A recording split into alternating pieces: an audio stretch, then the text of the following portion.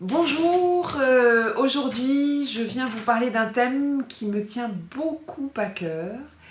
Ce sont les deux thèmes de l'énergie, la tonicité, le dynamisme, qui sont des choses très bien, avec en regard quelque chose qui est plus de l'ordre de la lenteur, la contemplation, le calme, la patience, dont je voudrais faire l'éloge. Parce qu'il me semble que malheureusement, les personnes qui sont qui font l'objet de cette deuxième description sont un petit peu moins saluées. Alors, en morphopsychologie, en fait, ce qui est très amusant, c'est qu'on a des indices très visibles, très faciles à lire, de cette tonicité qui apparaît dans un cadre. Le cadre, c'est l'ossature du visage, très solide, très tonique, très fort, très robuste.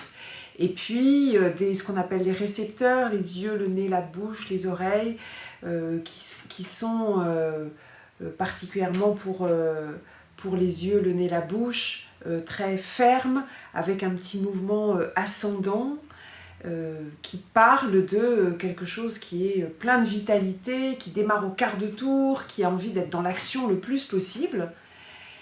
Et puis, on a l'autre partie de personnes qui sont dans une acception beaucoup plus calme.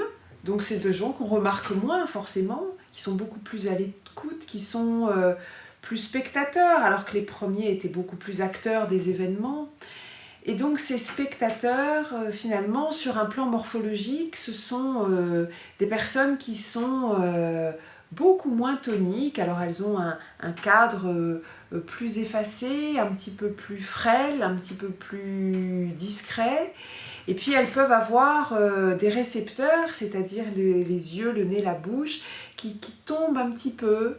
Et puis une peau un petit peu moins tendue, quel que soit l'âge, c'est pas une question d'âge. Et ces personnes-là, elles sont dans un comportement, une attitude par rapport à l'existence et aux autres, beaucoup plus dans l'acceptation, l'écoute, la disponibilité. Et donc ça me semble vraiment important pour vous qu'il y ait des prises de conscience. Il n'y a pas un fonctionnement qui est meilleur que l'autre et le monde a besoin de tout le monde. Et donc on a autant besoin de l'énergie, de l'esprit d'entreprise, du dynamisme, que du calme, de la patience, de l'écoute et de la disponibilité. En attendant de vous rencontrer et de vous en parler plus, si le sujet vous intéresse, je vous souhaite une bonne journée et puis je vous dis peut-être à bientôt. Au revoir.